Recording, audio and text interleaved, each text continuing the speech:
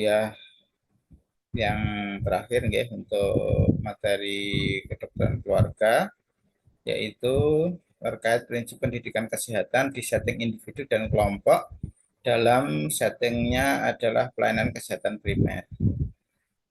Kesehatan ini sudah berkali-kali kita ulangi. Kemudian ini health education. Ini ada definisi yang sedikit agak berbeda ya. Jadi health education has been defined in many ways by different author ya. Lauren Green defined it as combination of learning experience designed to facilitate voluntary action conclusive to health. Jadi saudara-saudara sekalian nanti kalau misalnya saja ya ada yang kemudian entah menjadi dosen ya entah kemudian di dinas kesehatan atau di pemerintahan ya di pemerintahan ya kalian adik-adik sekalian harus tahu ya memang kalau uh, di pemerintahan itu memang cenderung harus tahu yang masalah-masalah kayak gini ya terkait kesmas gitu ya kebijakan-kebijakan gitu. Ini yang banyak disebutkan itu adalah Lauren Green ya. Lauren Green ini sangat terkenal ya nah, dalam pendidikan kesehatan ya. Nah, dia menunjukkan pendidikan kesehatan itu kombinasi dari pengalaman-pengalaman belajar, kombinasi dari pengalaman-pengalaman belajar yang dirancang untuk memudahkan perilaku yang sukarela, tidak terpaksa voluntary action ya, perilaku yang sukarela. Jadi tidak dipaksa ya. Yang kondusif to health itu artinya ya perilaku yang sehat, perilaku perilaku sehat itu bisa melakukan sesuatu yang menguntungkan kesehatan atau meninggalkan perilaku yang berbahaya untuk kesehatan gitu ya. Jadi kombinasi dari pengalaman-pengalaman belajar itulah health education ya. Yang didesain untuk memudahkan ini ya perilaku yang sukarela yang volunteer. Tujuannya adalah untuk memotivasi ya supaya mengadopsi perilaku yang bisa meningkatkan derajat kesehatan health promoting behavior by providing appropriate knowledge dengan menyediakan pengetahuan yang sesuai gitu ya dan membantu mengembangkan sikap yang positif. Kemudian yang kedua, helping people to make decision, membantu orang untuk membuat keputusan ya about their health terkait kesehatannya and acquire the necessary confidence dan acquire itu ya mencari atau mendapatkan ya necessary confidence and skill, keterampilan maupun konfidensial yang diperlukan ya untuk menempatkan keputusannya tadi sampai kepada praktek. Jadi sesudah motivasi untuk ngambil keputusan lalu orang tadi dibantu supaya keputusan yang in mind yang sudah ada di otak itu wujud menjadi tindakan yang nyata yang namanya praktis. Jadi dalam pendidikan kesehatan, dalam promosi kesehatan itu kita perlu membedakan ya antara knowledge, attitude, practice, behavior ya. Kalau behavior itu sebetulnya ya terdiri dari tiga ya. Secara umum ya, behavior itu ada pengetahuan, ada sikap, ada perilaku. Jadi knowledge, attitude, practice. Behavior itu tiga-tiganya itu. Tapi kadang-kadang behavior itu digunakan untuk istilah praktis. Saya ulangi ya. Sebenarnya secara komprehensif behavior itu mengandung makna pengetahuan, juga sikap, juga praktis. Praktis itu tindakan nyata ya. Tapi kadang-kadang behavior itu juga diartikan sempit sebagai praktis gitu. Ya, semoga bisa dipahami. Oke. Sekarang upaya kesehatan. Sebagai unit pelaksana teknis, Puskesmas bertugas menjalankan kebijakan kesehatan dalam rangka pembangunan kesehatan di wilayah kerjanya, dalam rangka mendukung terwujudnya kecamatan sehat.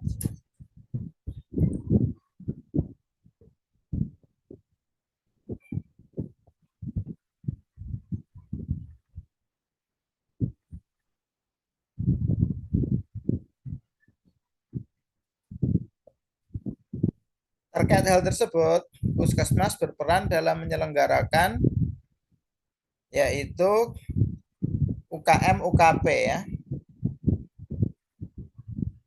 Upaya kesehatan masyarakat itu UKM, upaya kesehatan perorangan itu UKP. Tingkat pertama di wilayah kerjanya. Nah, sekarang kita bedakan ya antara kesehatan masyarakat dengan kedokteran keluarga. Itu dua hal yang sebenarnya berbeda tetapi memang banyak persamaannya. Tadi saya sudah sebutkan ya, ada kedokteran klinik, ada kedokteran komunitas. Kalau kedokteran komunitas itu ya kesehatan masyarakatnya kedokteran itu namanya kedokteran komunitas. Nah, kalau kedokteran keluarga itu di dua kaki tadi ya, ya di kesehatan masyarakat jadi kedokteran klinik gitu ya. Ini upaya ada kesehatan masyarakat, kesehatan perorangan ya. Ini contoh upaya kesehatan masyarakat tingkat pertama ya. Upaya kesehatan masyarakat tingkat pertama. Kalau masyarakat itu artinya kumpulan individu ya. Kalau perorangan itu artinya individu. Ini kan ada dua. Masyarakat dan perorangan. Kalau masyarakat itu berarti kumpulan individu. Kalau perorangan ya individu itu sendiri. Jadi kalau Kesmas, kesehatan masyarakat itu unitnya adalah populasi. Kalau kedokteran klinik unitnya adalah individu. Kalau kedokteran keluarga, nah ini unitnya ya individu ya masyarakat gitu. Ya. Terus banyak hal-hal yang kemudian related dikaitkan dengan keluarga. Ya gitulah. Pokoknya kadang memang pemahamannya agak jelimet gitu ya. Tapi kalau kita literasi berkali-kali nanti paham batasnya. Nah, upaya kesehatan masyarakat tingkat pertama itu ada pelayanan promkes, ada pelayanan kesehatan ibu anak, pelayanan pencegahan dan pengendalian penyakit, lalu ada surveillance ya. Ada surveillance. Sedangkan UKP tingkat pertama itu ada rawat jalan. Jadi kalau saudara-saudara sekalian misalnya suatu saat nanti jalan profesi di puskesmas ya, lalu misalnya diminta untuk mengerjakan poliklinik gitu ya. Zaman saya dulu gitu. Waktu saya dulu koas itu saya nggak paham ya. Seolah-olah memang ketika kita di puskesmas itu ya kita suruh ngobati. Padahal kalau pengobatan di puskesmas itu bagian kecil dari kegiatan puskesmas ya. Bedanya rumah sakit dan puskesmas kan begitu. Rumah sakit itu fokus pada individu, sedikit masyarakatnya. Puskesmas itu sebenarnya fokusnya ke masyarakat ya, tetapi juga ada kegiatan individunya. Rawat jalan di puskesmas ya, itu sebenarnya bagian kecil aja dari kesehatan upaya puskesmas ya. Yang perorangan ini rawat jalan ya, pelayanan gawat darurat. Jadi puskesmas itu ada yang puskesmas rawat inap ya, ada puskesmas yang rawat jalan. Saya kebetulan dulu kalau zaman saya kan ada namanya PTT ya, sekarang internship. Dulu PTT itu 3 tahun kita menjadi pegawai tidak tetap gitu ya. Jadi ya kayak gitu. Nah waktu itu saya pernah di puskesmas yang ada rawat inapnya. Dulu saya di Nogosari ya, kalau kalian tahu adik-adik di Nogosari Boyolali. Kalau dari Colomat dari tempat kita itu kira-kira ya 15 kilo lah ya. Kemudian pernah juga di Puskesmas Rawat Jalan, itu di beberapa tempat ya, salah satunya di Puskesmas 1 Sukoharjo. Jadi ada yang rawat inap memang, jadi ada gawat daruratnya ya. One day care, home care ini nggak selalu ya.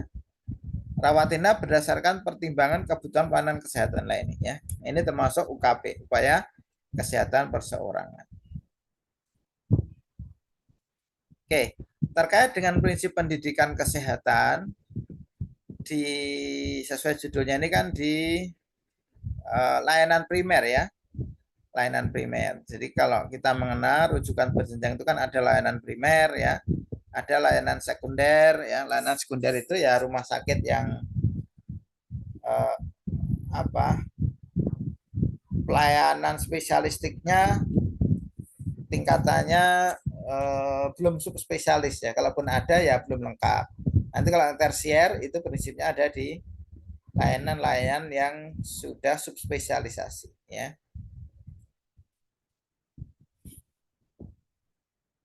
Ada beberapa prinsip ya dalam pendidikan kesehatan yang perlu kita ketahui. Yang pertama adalah credibility.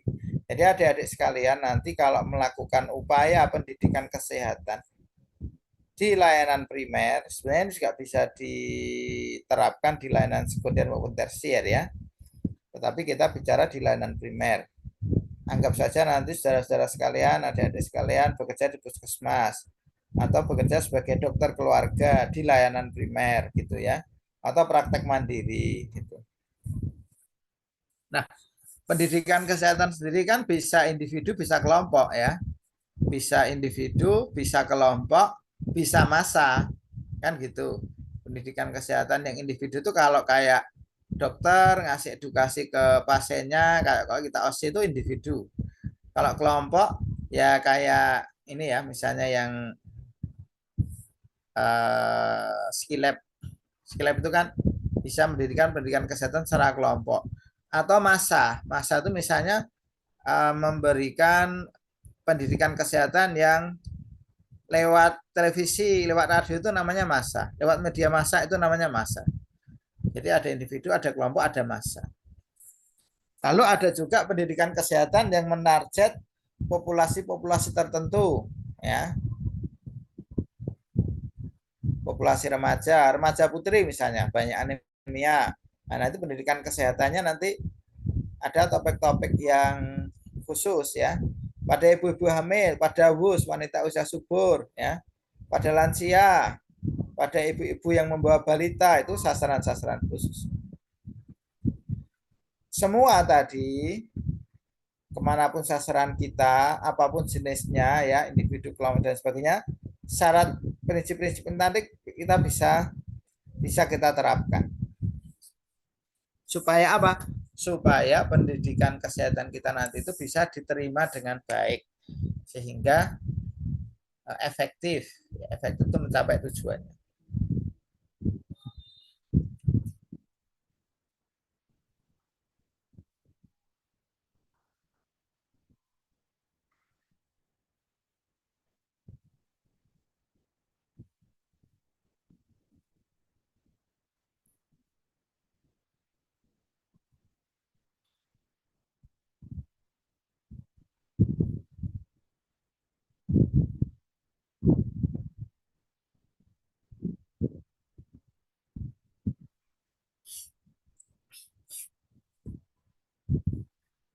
Apa itu credibility? Prinsip yang pertama ya, yang harus kita pegang, yang harus dipegang ketika menjalankan pendidikan kesehatan. It is the degree to which the message to be communicated is perceived as trustworthy. Intinya ini ya, trustworthy, bisa dipercaya. Orang yang kredibel itu adalah orang yang bisa dipercaya. Good health education must be consistent and compatible with scientific knowledge and also with the local culture, education system, and social goal. Pendidikan kesehatan yang baik harus konsisten. Ya.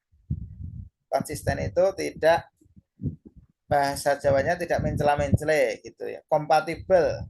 Kompatibel itu cocok.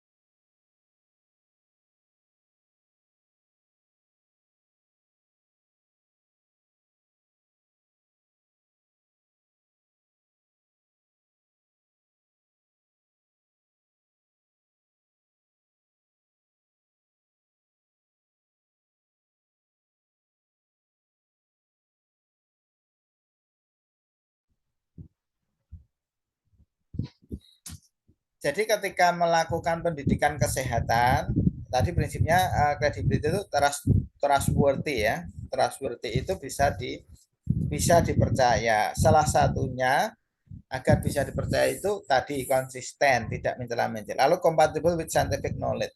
Makanya ketika saya membimbing mahasiswa yang membuat poster gitu ya, saya memberikan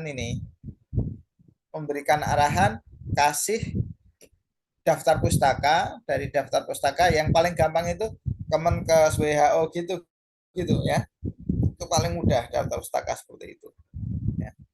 Dan kita mendapatkan informasi-informasi yang valid dari Kemenkes, dari WHO juga mudah ya. Jadi itu, jangan memberikan pendidikan kesehatan yang sifatnya asumsi ya, sifatnya asumsi. Also with the local culture. Nah, kalau bisa memang, kalau tidak ini ya, kalau tidak berlawanan dengan ilmu kesehatan itu sendiri, maka ketika disesuaikan dengan budaya lokal itu memang akan lebih keterima ya. Tidak bertentangan dengan syariat, tidak bertentangan dengan ilmu kesehatan, ilmu kedokteran. Kalau bisa sesuai dengan budaya lokal, maka itu akan lebih baik. Kalau tidak bertentangan dengan budaya lokal, maka itu akan lebih baik. Education system juga sesuai dengan sistem pendidikan dan sosial goal dan tujuan sosial ya. Memang akan lebih baik ketika pendidikan kesehatan itu ternyata juga seirama ya, paralel ya dengan tujuan sosial. Walaupun kadang-kadang bisa saja terjadi tujuan sosial itu beda dengan pendidikan kesehatan, lah itu yang perlu diubah.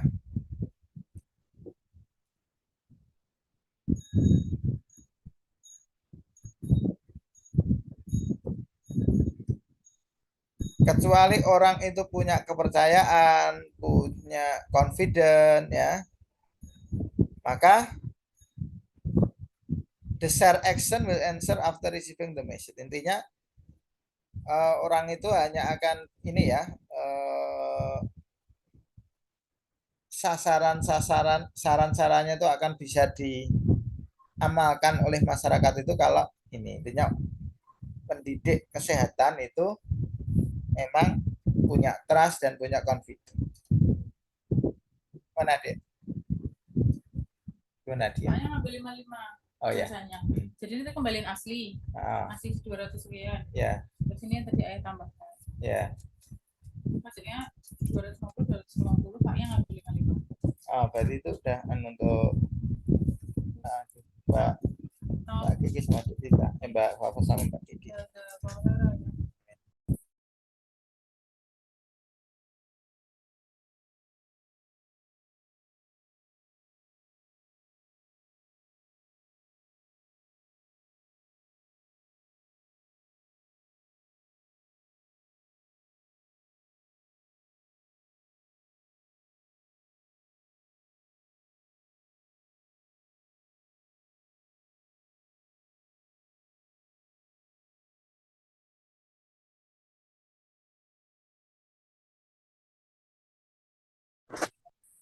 Oke, kita lanjutkan, maaf ya. Yang pertama adalah kredibel, kemudian yang kedua adalah interest. Interest.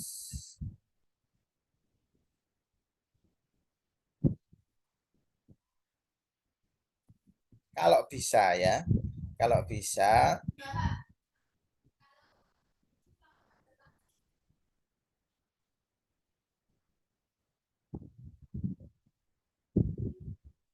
kalau bisa memang pendidikan kesehatan sesuai dengan interest komunitas yang kita sasar ya. Kalau bisa, makanya berkali-kali saya sampaikan ketika kita mau melakukan suatu intervensi edukasi itu ada satu tahapan yang namanya need analysis. Kita menganalisis kebutuhannya apa. Kita juga analisis situasi. Kita menganalisis situasinya yang diperlukan itu apa. Jangan sampai kayak seperti menaburkan garam di lautan ya, nggak ada gunanya kita, dalam tanda kutip nggak ada gunanya kita memberi lautan itu garam karena lautan itu memang gudangnya garam ya. Tuh, maka kalau bisa sesuai dengan interestnya, sesuai dengan kebutuhannya. Nah, cuman kadang-kadang ya, nah ini yang perlu jadi catatan, antara interest dengan kebutuhan itu beda. Nah, itu yang jadi masalah. Lalu didahulukan mana? Kalau di satu masyarakat antara interest dan kebutuhan itu beda, nah kalau itu ya tetap kita dahulukan kebutuhan ya. Kalau bisa sesuai interest, sesuai need ya, sesuai keperluannya. Tapi kalau ternyata kita mengetahui ya dari analisis situasi, oh ini masyarakat pengennya apa, tapi dia butuhnya apa, beda. Nah, kita kasih yang sesuai kebutuhan sambil kita kasih pengertian gitu. Itu ya maknanya interest itu ada dua hal yang seolah-olah kebalikan tadi ya.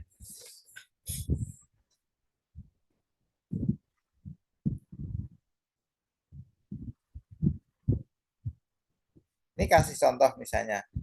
Health education program would be as useless as asking you to be healthy as a nutritional program, asking people to eat good food. Educator must find the real head need of the people. Ini ya need ya. Jadi pendidik kesehatan itu harus menemukan uh, kebutuhan yang real,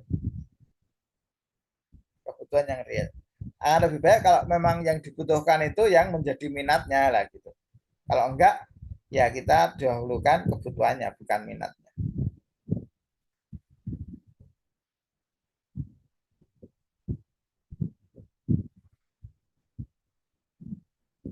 Nah, very often there are group who may have had need of which they are not aware. Nah ini catatannya ya.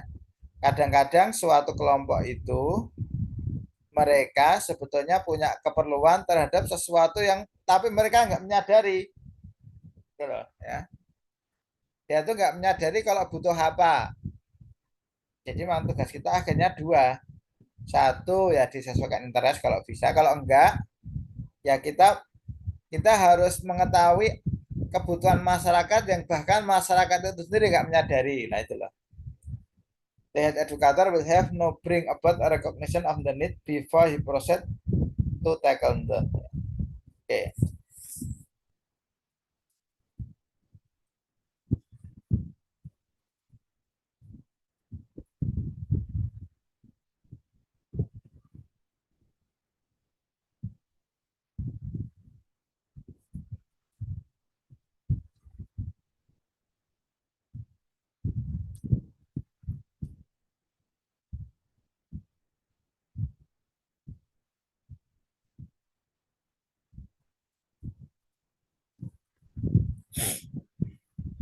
Lalu prinsip yang berikutnya adalah partisipasi. Tadi kredibel interest, sekarang partisipasi. Partisipasi adalah keyword based on the psychological principle of active learning. Partisipasi itu merupakan kata kunci yang dasarnya adalah dari prinsip psikologis dari pembelajaran aktif.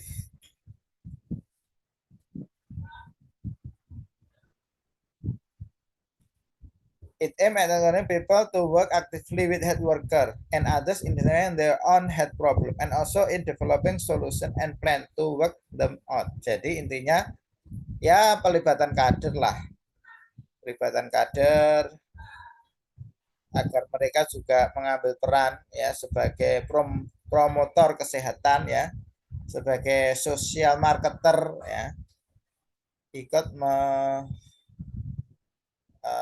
ikut mengiklankan ya program-program kesehatan, perilaku-perilaku sehat.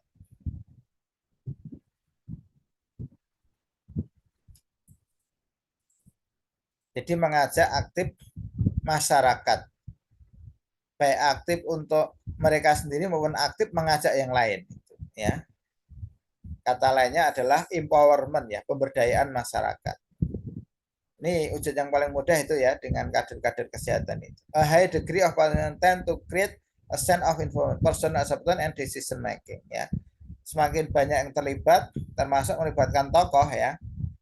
Bagaimana kita itu mengconvey ya, mendelivery ya informasi-informasi kesehatan itu juga kepada para tokoh, sehingga ketika ada program itu nanti misalnya ada rasan-rasan yang negatif di masyarakat, nanti akan ada tokoh, akan ada kader yang kemudian bisa mengkanter, bisa membantu program-program kesehatan dari kita.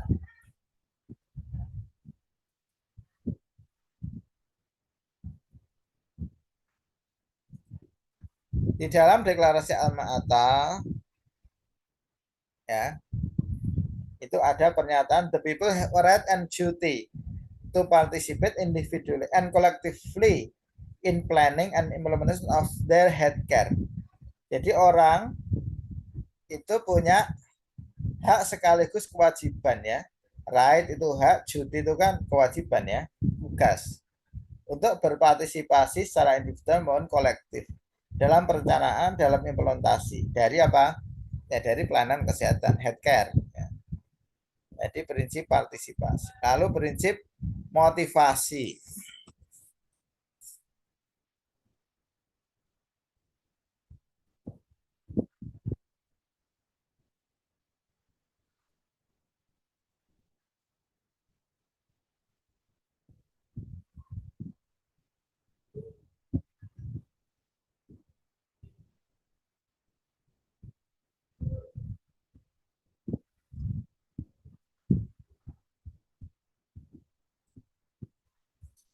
Ya ada beberapa hal yang perlu kita ketahui terkait motivasi ya. Yang pertama adalah in every person there is a fundamental desire to learn. Awakening this desire is called motivasi. Intinya motivasi itu apa? Sesuatu yang bisa mendorong. Ya.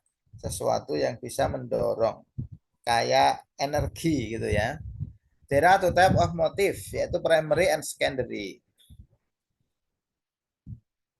Ada motivasi primer, ada motivasi sekunder. Contoh motivasi primer apa? Motivasi primer itu kayak udah intuitif gitu ya. Contohnya menafsek, hanger, lapar ya. Motivasi untuk survive itu primer. Yang secondary apa?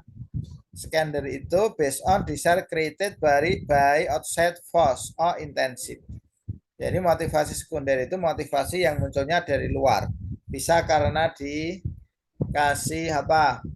Dikasih apresiasi, dikasih reward, atau bahkan diberikan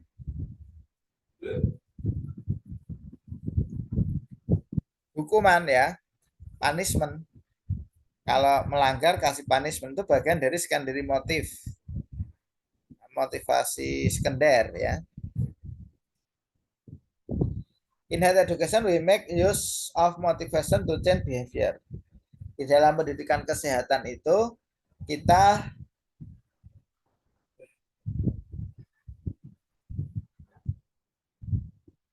menggunakan motivasi ya, itu supaya mengubah perilaku. Motivasi is contagious. Kemudian motivasi itu menular ya. One motivated person orang yang termotivasi itu spread motivation throughout the group. Ketika dalam satu kelompok ada orang yang sangat termotivasi ya, orang yang semangat gitu ya, itu nular ya. Orang males ya nular. Makanya kalau bisa jangan nulari males ya, jadilah orang yang nulari orang yang termotivasi. Jadi memang orang yang penuh gairah ya, motivated ya, termotivasi itu akan akan bisa nulari orang yang lain. Demikian juga sebaliknya.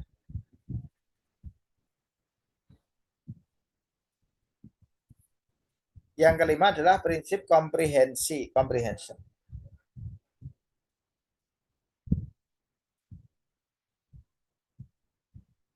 Jadi dalam pendidikan kesehatan itu kita harus tahu ya, level pemahamannya, level edukasinya, level literasinya, supaya apa?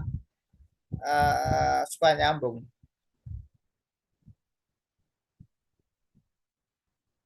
We should always communicate the language people understand and never use word which are strange and new to the people. Jadi jangan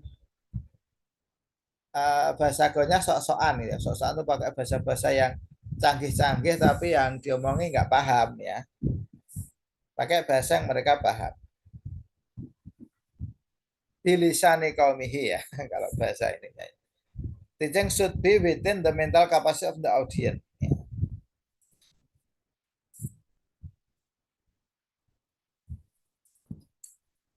Lalu prinsip berikutnya adalah reinforcement.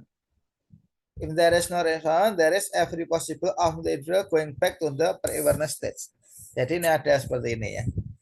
Kalau nggak ada reinforcement itu kadang-kadang orang yang sudah berperilaku yang baik bisa back to kembali pada perilaku yang sebelumnya. Reinforcement itu penguat ya. Penguat macam-macam ya. If the message is repeated, nah ini salah satunya diulang-ulang.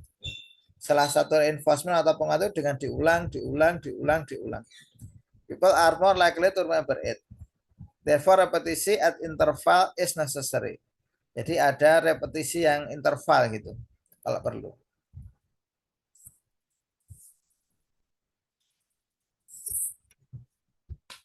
Sebenarnya juga bagian dari reinforcement itu reward dan punishment ya. Ada reward bagi yang berhasil, ada punishment bagi yang melanggar, itu bagian dari reinforcement. Mengulang itu juga reinforcement. Maka saudara-saudara sekalian nanti kalau memberikan pendidikan itu jangan udah tak kasih tahu loh ya, memang nggak cukup sekali ya, itu perlu supaya berubah itu memang jangan berharap udah dikasih tahu kok ya, memang nggak gitu ya, butuh reinforcement, salah satunya adalah pengulangan.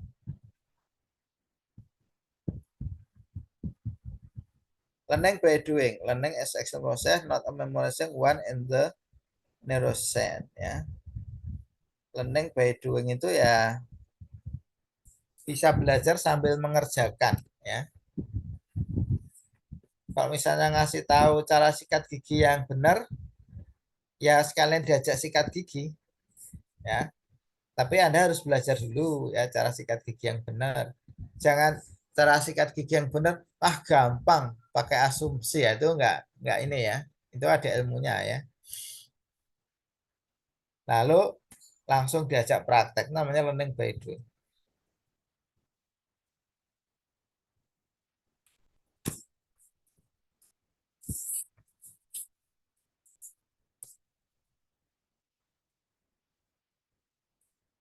Non to unknown in head education work we must process from the concrete to the abstract, from the particular to the general, from the simple to the more complicated, from the easy to more difficult, from known to the unknown. There are the rule in the teaching. We start when the people are and with what they understand and then proceed to new knowledge. Jadi ini intinya prinsip dari tahu menjadi tidak tahu itu maksudnya dari ini ya. Dari hal yang simpel pada yang lebih kompleks, hal-hal yang konkret pada hal yang abstrak. Secara sederhana dulu ada namanya Prof. Yakub itu dekan dekan pertama kita ya, fakultas kita dulu di Fakultas Ilmu Kesehatan, salah satunya di kedokteran itu dekannya pertama itu namanya Prof. Yakub. Itu beliau ya WK, memang kalau ngajar itu dari yang sederhana kepada yang kompleks, dari yang mudah kepada yang sulit. Ngajari jangan langsung sulit ya, mudah dulu, disusul yang sulit, sederhana dulu, disusul yang kompleks, umum dulu, disusul yang spesifik gitu ya prinsipnya ya.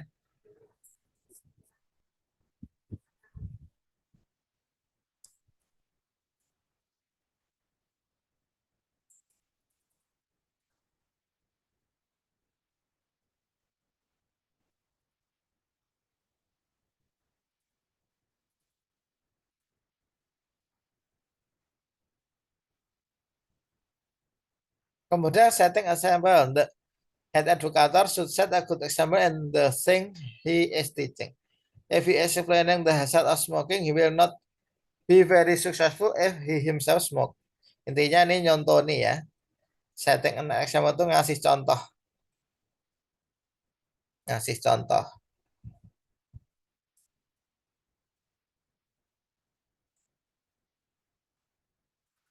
Good human relation lah ini.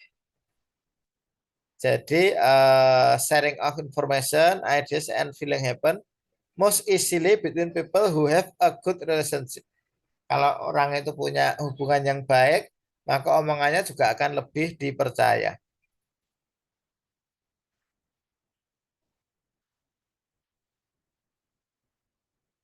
Makanya saya dulu waktu sekolah yang medical education itu, walaupun saya belum sepenuhnya bisa menerapkan ya, kalau pengen mengubah ya, pengen mengubah satu institusi namanya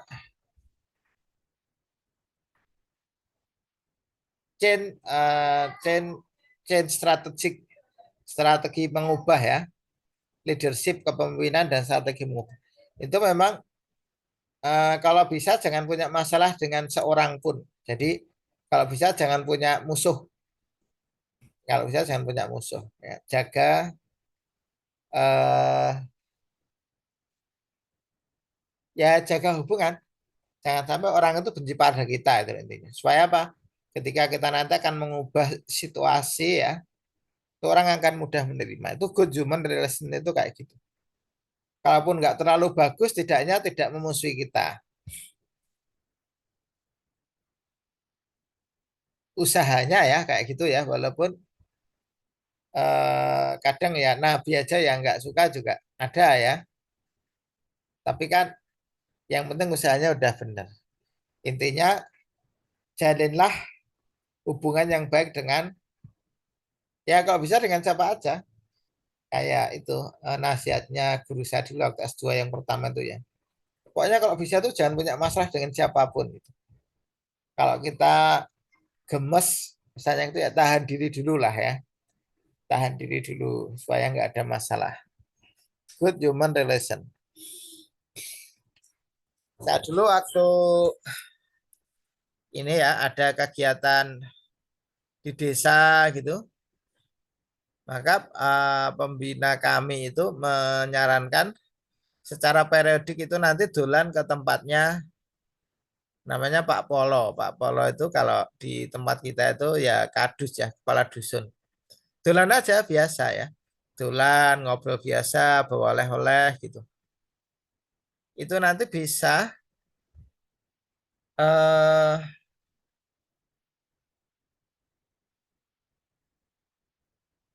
bisa mengkanter kalau ada misalnya isu-isu atau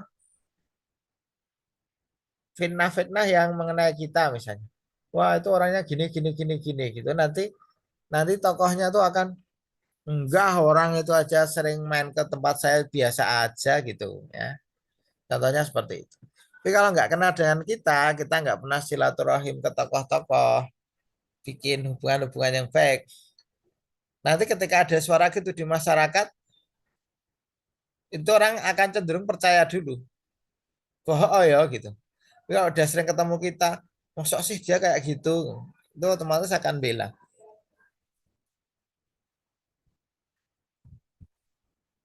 Feedback. Ini penting ya. Kita memberikan pendidikan kesehatan, itu penting kita ngasih feedback. Misalnya ada pelatihan skill apa gitu ya. Kita ngasih feedback apakah skillnya itu yang pertama feedback itu yang positif dulu ya. Kalau ngasih feedback itu yang positif dulu. Anda sudah baik di mana? Lalu kata-katanya nggak bisa juga, tapi Anda masih salah ini gitu. Bukan. Akan lebih baik juga kalau Anda sudah baik di sini. Lalu Anda yang masih perlu ditingkatkan adalah, nah kan beda bahasanya itu. Ya. Itu namanya konstruktif feedback. Feedback yang konstruktif. Lalu leader. Psychologists have shown and established that we learn best from the people whom we respect and regard. In the book of Ethics, we try to penetrate the community through the local leader. Jadi intinya leader itu adalah ini ya, para ahli psikologis itu menyampaikan bahwa kita itu akan belajar dengan baik itu dari orang yang kita itu hormat. Di masyarakat kan yang dihormati kan leadernya ya, tokohnya. Maka ini perlu pendekatan, perlu melibatkan leader. Oke, lalu kaitannya dengan layanan primer ya, pendidikan di layanan primer. Jadi layanan primer itu adalah tempat bagi pasien dengan masalah kesehatan yang luas. Dia merupakan gatekeeper bagi pasien ketika memasuki sistem kesehatan. Istilah lainnya apa? First contact. Kontak pertama itu layanan primer.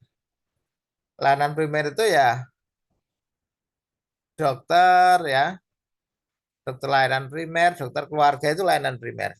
First contact. Dia memfasilitasi hubungan antara klinis dan pasien, keluarga mengenai keterlibatan dan mengambil keputusan. Plan promotif preventif membutuhkan tim profesi kesehatan, dokter, perawat, asisten yang punya kemampuan baik biomedik maupun kemampuan sosial. Memerlukan sumber daya dan investasi yang cukup. Deklarasi Alma-Ata 1978 ya, primary healthcare. Itu ini ya, ada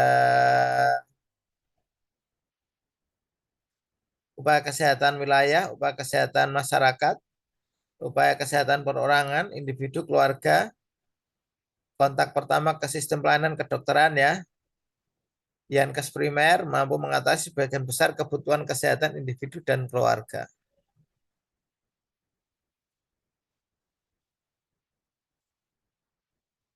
Lalu ini sekunder tersier tadi ya, sudah saya jelaskan.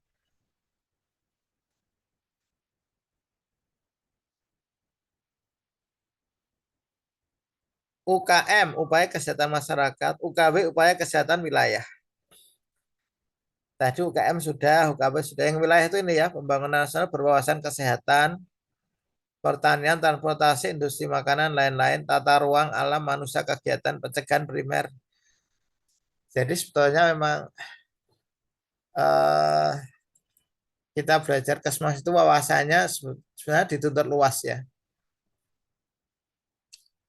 Kebijakan, administrasi, advokasi, pembangunan berwawasan kesehatan gitu ya. Juga sampai ke pertanian. Saya tuh punya ini ya penelitian dengan IPB itu ya, Institut Pendidikan ini Pertanian Bogor. Itu kan ada FK-nya itu baru ya, Fakultas Kedokteran. Itu penelitiannya juga terkait pertanian, tapi apa burnout gitu, burnout pada petani. Di pertanian itu terkait dengan kesmas juga ya, dengan public health, ketahanan pangan ya.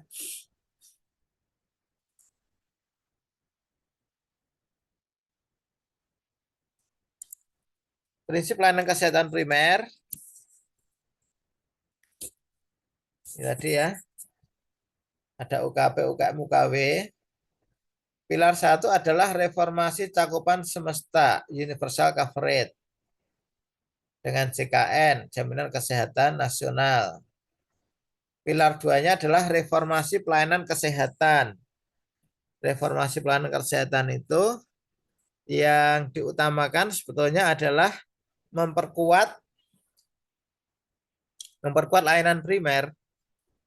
Karena kalau layanan primer diperkuat, maka orang yang jatuh sakit berat itu akan berkurang.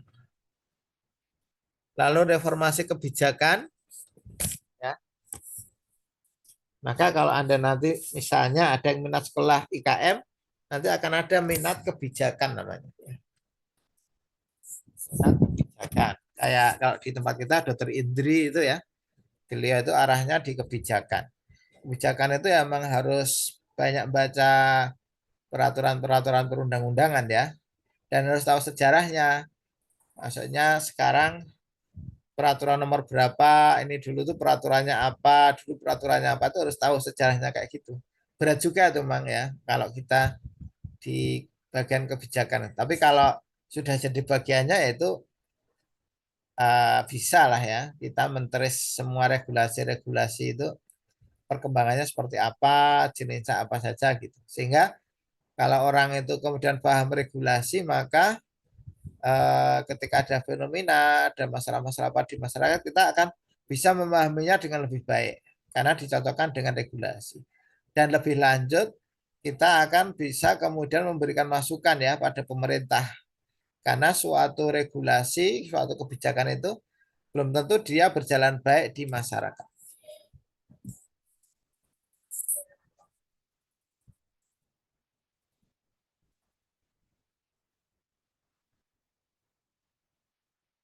Prinsip layanan kesehatan primer, pemerataan upaya kesehatan, penekanan pada upaya preventif, ya, menggunakan teknologi tepat guna, melibatkan peran serta masyarakat, melibatkan kerjasama lintas sektoral. Oke, sudah selesai ya. Itu baik, alhamdulillah. Mohon maaf ya, beberapa saya tunda karena ada itu ya akreditasi, ada ICMP macam-macam. Alhamdulillah ya bisa kita selesaikan. Sehat selalu ya, semoga nanti untuk ujiannya bisa mendapatkan nilai yang maksimal. Kita tutup sekian. Terima kasih semuanya atas kehadirannya. Mohon undur diri. Alhamdulillahirrahmanirrahim. Assalamualaikum warahmatullahi wabarakatuh. Waalaikumsalam warahmatullahi wabarakatuh. Amin. Terima kasih Terima kasih dokter. dokter Brian. Selamat istirahat.